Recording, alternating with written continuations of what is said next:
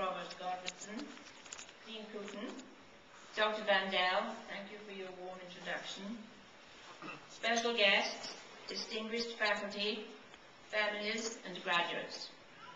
Thank you very much for inviting me to give this first commencement address for the Department of Education. This is a great honor for me, and also quite a challenge, especially when I started to think about a relevant topic.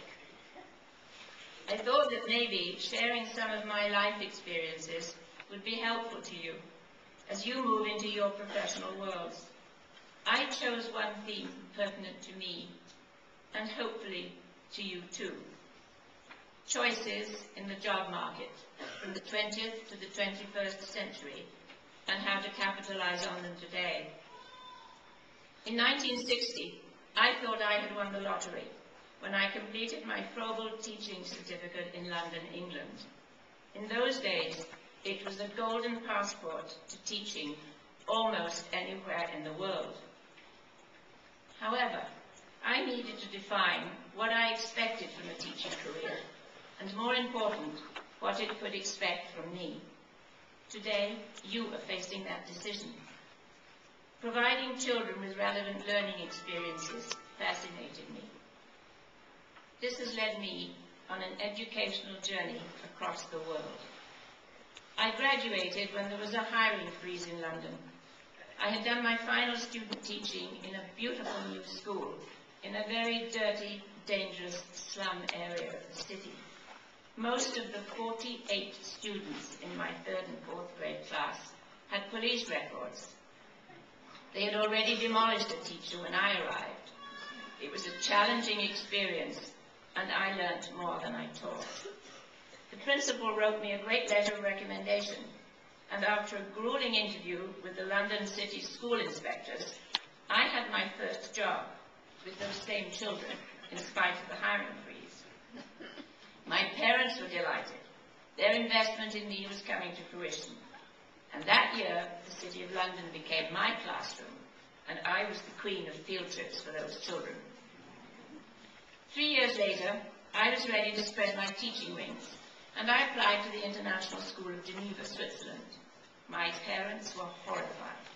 They could not believe that I would abandon my British career to go to a foreign country. During my interview, which I felt had gone very well, I negotiated moving my furniture to an apartment that I assumed the school would find for me.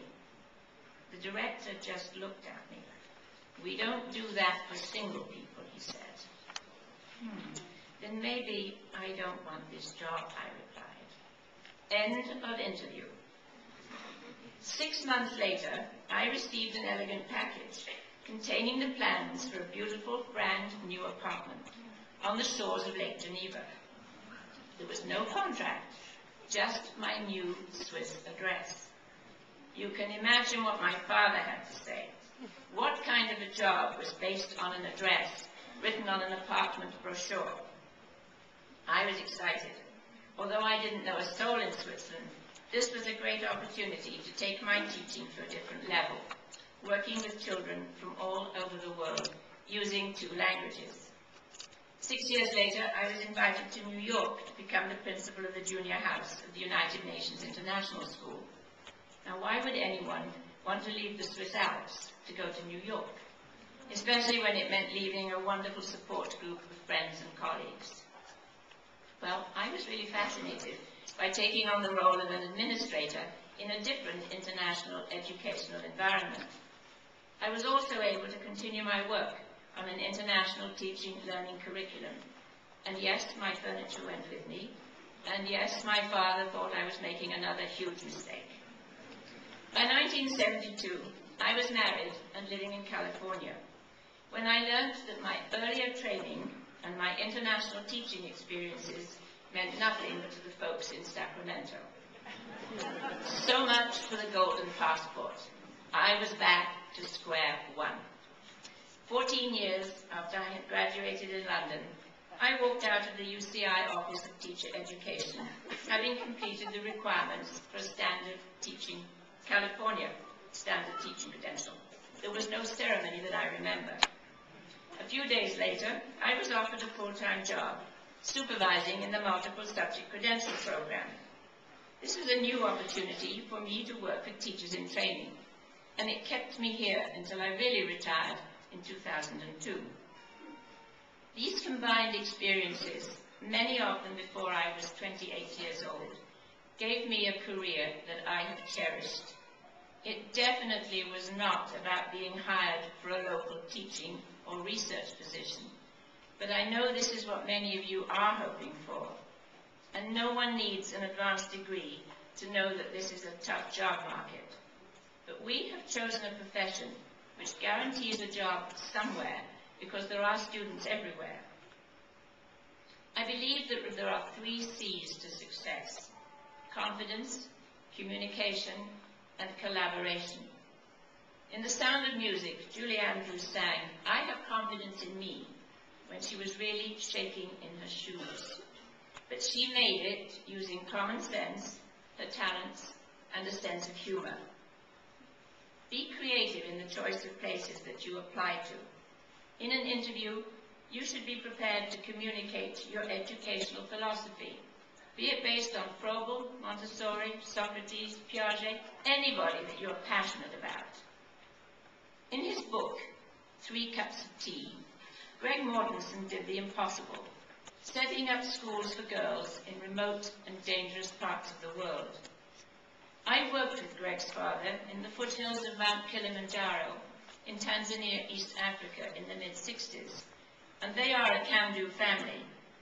Greg's philosophy is to start at the end of the road, not the beginning, and work his way back. You may need to start at the end of your road and communicate your way back to the beginning when jobs return to your comfort zone. But this job crisis is not a disaster. It's an opportunity to collaborate, adapt, and share your skills wherever they are needed. Take a look at organizations that will sponsor you to go to parts of the country or the world where you can teach your teaching ability until things turn around. They will. And if you're not able to relocate, try to find work that will put food on the table and volunteer in the places where you would like to work. You will have experiences and a resume to treasure, making you very interesting candidates for prospective employers. Graduates, today you owe a big thank you to your families and to your dedicated UCI faculty, some of whom years ago fought to retain this Department of Education when it was threatened with closure.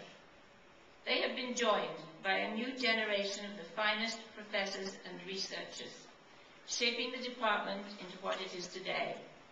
Dr. Vandel and your faculty are constantly being recognized for their outstanding achievements in education. And in turn, they have you, a wonderful graduating class. And you now have degrees and credentials from an institution which has national and international recognition. Use them proudly. They are a wonderful asset. And as you embark on your own teaching journey, never abandon your life's dreams. Remember, where there's a will, believe me, there's a way. Congratulations to you all, the class of 2010, and good luck.